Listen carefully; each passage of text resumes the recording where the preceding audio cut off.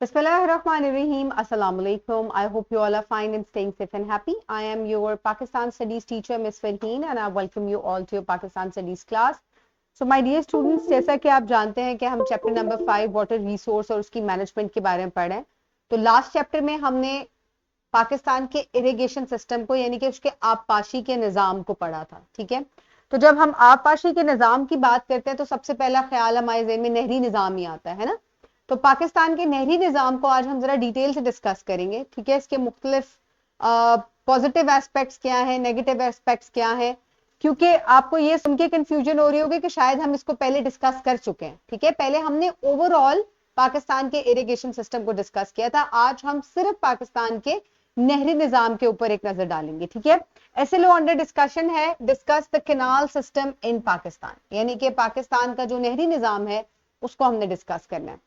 तो लास्ट जो लेक्चर था उसके लेक्चर ए में यानी कि उसके पार्ट ए में हमने पाकिस्तान की जो मैप है उस पे जो ट्राइब्यूटरीज है उनको किस तरीके से इस्तेमाल किया जा रहा है इरिगेशन पर्पस के लिए, हमने उसको डिटेल से डिस्कस किया था। ठीक है, ऐसा ही था ना।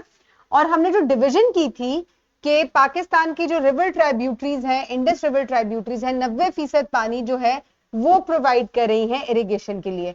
और इसके अंदर 3 मेजर जो है वो क्या है, कंपोनेंट्स हैं। एक तो है डैम्स, ठीक है, उसके बाद है बैराज और उसके बाद है तकरीबन 60,000 किलोमीटर लंबा जो नहरी निजाम है वो। इसमें से आज हम नहरी निजाम को डिस्कस करेंगे और अगले लेक्चर में हम डैम्स को डिस्कस करेंगे। तो ये पाकिस्तान की रिवर ट्राइब्यूटरीज हैं जो कि ईस्ट और वेस्ट 2 हिस्सों में डिवाइड हुई है और फिर इनके अंदर नहरी निजाम बनाया गया है ताकि आपाशी के निजाम को मजीद जो है वो बेहतर बनाया जा सके। तो इसी को जब हम डिस्कस करेंगे तो सबसे पहले जो चीज हमने डिस्कस करनी है वो है इंट्रोडक्शन। इसका हम देख लेते हैं। The canal system in Pakistan is an extensive network. ये तो हमें पता चल गया कि पाकिस्तान का जो कैनाल सिस्टम है, ठीक है, मैं पाकिस्तान के कैनाल सिस्टम की बात कर रही हूं, ये एक बड़ा वसी और रीज किस्म का नेटवर्क है और ये आर्टिफिशियल है। आर्टिफिशियल कैसे है? क्योंकि इंसानों ने बनाया है। दरिया तो आर्टिफिशियल नहीं है ना, लेकिन उसमें से जो नहरें निकाली गई हैं ये एक आर्टिफिशियल निजाम है जो कि इरिगेशन के लिए इस्तेमाल होता है। तो ये एग्रीकल्चर को सपोर्ट करता है और इंडस बेसिन जो है इसमें इसका मेन किरदार है। और इसकी जो रूट्स हैं वो कहां तक ट्रेस बैक हो रही हैं? They trace back to Indus valley civilisation.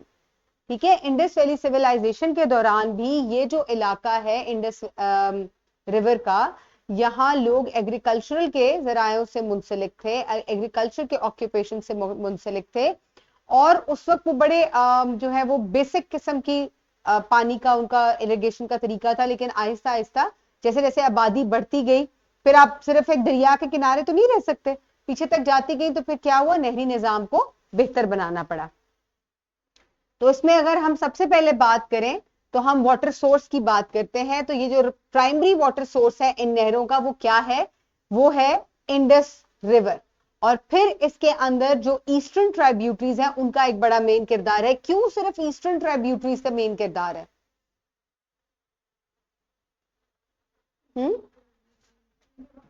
ये जो ईस्ट की तरफ है ये वाली, why only these tributaries have a main role in the irrigation? Why?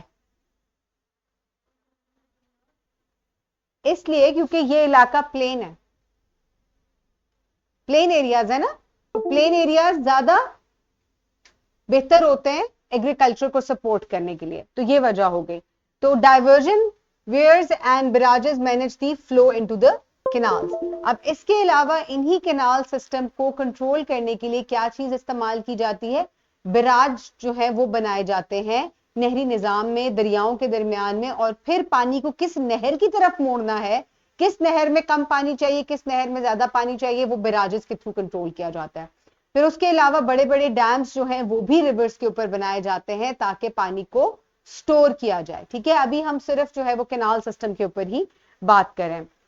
तो आगे हम वाटर रिसोर्स के बाद एग्रीकल्चरल इंपॉर्टेंस, डेफिनेटली ये सारी चीजें हम पहले पढ़ चुके हैं, सिर्फ एक तरह से हम अब इसको गो थ्रू करें कि प्राइमरी फंक्शन क्या है नहरों का, कि ये क्या सपोर्ट करती है, ये एग्रीकल्चर को सपोर्ट करती है। ठीक है, इसके अलावा मल्टीपल क्रॉपिंग सीजन्स, जैसे कि लेट्स सपोज कि एक ऐसी जगह है जहां पानी की रसाई नहीं है, लेकिन वहां जो काश्तकारी की जा रही है उसके लिए पानी जो है वो वाफिर मिकदार में चाहिए। तो आप क्या करेंगे, आप नहरों का रुख जो है या पानी उस तरफ जो है बैराजेस के जरिए उन नहरों की तरफ मोड़ देंगे, या उस तरफ जो है वो नहरें निकाली जा सकती हैं दरियाओं में से, और इस तरीके से आप उनको पानी दे सकते हैं। तो आप देखें कि इसकी बहुत ज्यादा इंपॉर्टेंस है, और पाकिस्तान का एग्रीकल्चर सिस्टम जो है वो हेविली इन्हीं नहरों के ऊपर रिलाय करता है।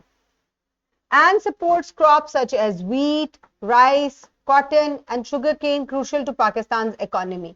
अब इसमें से बहुत सी क्रॉप्स ऐसी हैं जो कि फूड क्रॉप्स भी हैं, वो खाने के लिए भी इस्तेमाल होती है, फूड नीड को भी पूरा करती है, इसके अलावा वो कैश क्रॉप्स भी हैं, वो आपकी इकोनॉमी को भी स्टेबलाइज करती हैं, क्योंकि उनको एक्सपोर्ट किया जाता है दूसरे ममालिक में और उनसे रेवेन्यू जनरेट किया जाता है, जैसे कि कॉटन है, शुगर केन है, ठीक है, ये कैश क्रॉप्स हैं। इनमें राइस भी शामिल हो जाती है कैश क्रॉप में, वो फूड क्रॉप कैश क्रॉप दोनों में आती है। कुछ क्रॉप्स जो है वो दोनों तरीके से इस्तेमाल की जाती है, वो खाने के लिए भी इस्तेमाल की जाती है और वो इकोनॉमी को स्टेबलाइज करने के लिए, रेवेन्यू जनरेट करने के लिए भी इस्तेमाल की जाती हैं। फिर आ जाते हैं चैलेंजेस।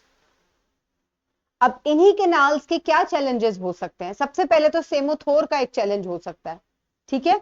सेमोथोर का चैलेंज क्यों हो सकता है कि जब आप कॉन्टिन्यूसली ओवर इरिगेट कर देंगे एक जगह को, वही क्रॉप्स बार बार लगाई जाएंगी, चावल आप काश्त किए जा रहे हैं एक खेत के अंदर और फिर उसको ओवर इरिगेट करें, क्योंकि वहां पानी हर वक्त खड़ा रहता है उन फील्ड्स के अंदर, तो क्या होता है, पहले तो वो सॉइल जो है वो वाटर लॉक्ड हो जाती है, वो इतनी सैचुरेटेड हो जाती है कि उसके अंदर जज्ब करने की जो मिकदार होती है वो खत्म हो जाती है, ठीक है।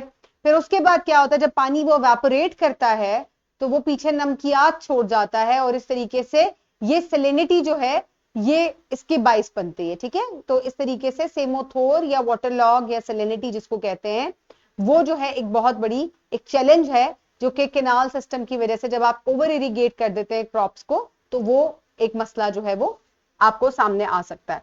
So the canal system face issues like waterlogging, salinity and unequal distribution. Over irrigation leads to soil salinization and larger landowners have better access to water.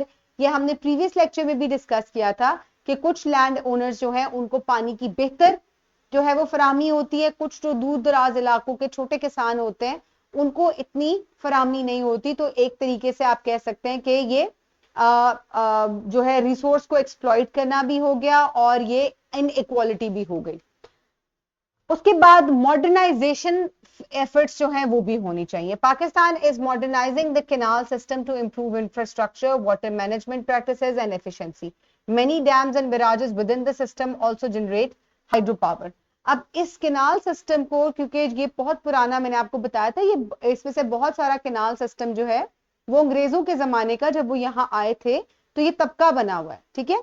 तो इसको अब मॉडर्नाइज किया जा रहा है, इसके ऊपर फर्दर बैराज बनाए जा रहे हैं, डैम्स बनाए जा रहे हैं, और इस तरीके से एक सस्टेनेबल तरीके से इनको मैनेज किया जा रहा है कि ताकि ये आपको फायदा भी दे, ज्यादा फायदा दें, पानी जाया भी ना हो, और एक सस्टेनेबल तरीके से जो है वो इसका इस्तेमाल किया जा सके।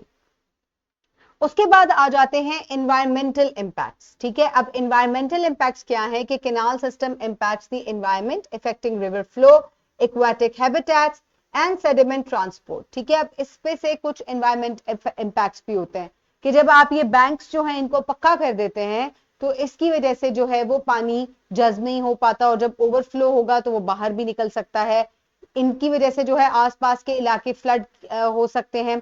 इसके अलावा जो सेडिमेंट ट्रांसपोर्ट है जो कि दरिया के जरिए नेचुरली होता है, वो भी इससे इफेक्ट हो जाता है। कुछ एरिया जो होते हैं वहां पे बहुत ज्यादा सेडिमेंट जो है वो डिपॉजिट हो जाता है, और दरियाओं में पानी को मैनेज करने की या स्टोर करने की कैपेसिटी कम रह जाती है, जिसकी वजह से क्या होता है, वो सेडिमेंट से भरे पड़े होते हैं, जिसकी वजह से क्या होता है कि जैसे जरा सी ज्यादा बारिश हुई फ्लड आ जाता है, आसपास के इलाके फौरन फ्लैश फ्लड्स आ जाते हैं उसके अंदर।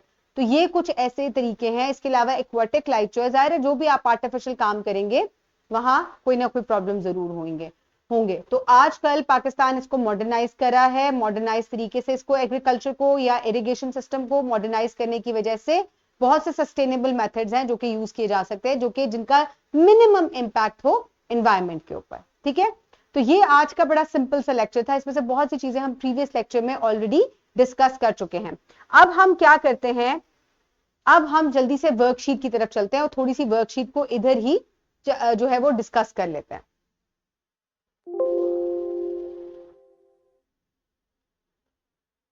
मैं वर्कशीट ओपन करूंगी और हम उसको थोड़ा सा इधर ही डिस्कस करेंगे और फिर हम लेक्चर को वाइंड अप करेंगे, ठीक है।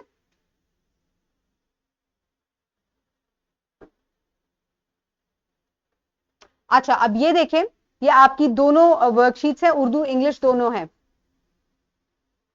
ये देखें, ठीक है, ये उर्दू इंग्लिश आपकी दोनों वर्कशीट्स हैं। इसमें आप अगर देखें, the primary source of water for Pakistan canal system is ground water, rain water, Indus river water, tributaries and glacial water. क्या है मेन क्या सोर्स है कैनाल्स का?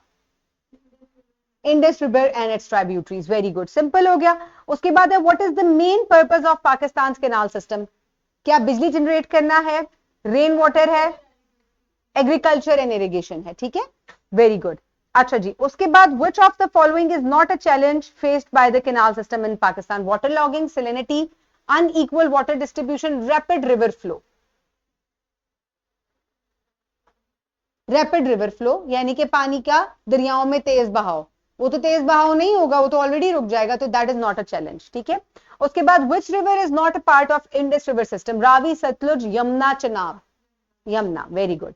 One environmental impact of Pakistan canal system: increased greenhouse gases, water scarcity, changes in aquatic habitats, increased agricultural pest। इनमें से एक आपने बताना है वो एनवायरमेंटल इंपैक्ट पाकिस्तान में मौजूद है। चेंजेस इन एक्वेटिक हैबिटेट्स, ठीक है, ये भी हमने पढ़ा भी था, ठीक है। अच्छा, उसके बाद अगर आ जाए तो शॉर्ट क्वेश्चन जरा देखते हैं कि explain the significance of canal system in supporting Pakistan economy.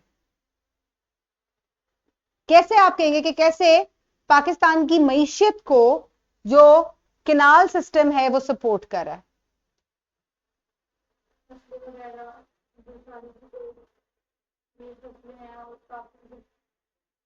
हाँ,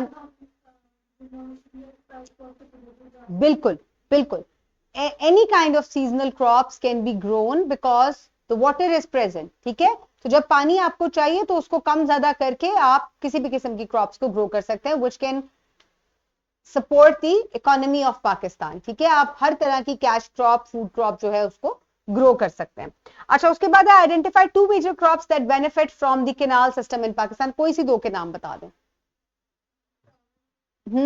चावल, गंदम, कॉटन, शुगर केन, ठीक है, good. Okay, list two challenges the canal system face and briefly describe each. कोई से दो चैलेंजेस जो कैनाल सिस्टम की वजह से फेस करने पड़ते हैं, उनको आप आइडेंटिफाई कर लें फिलहाल।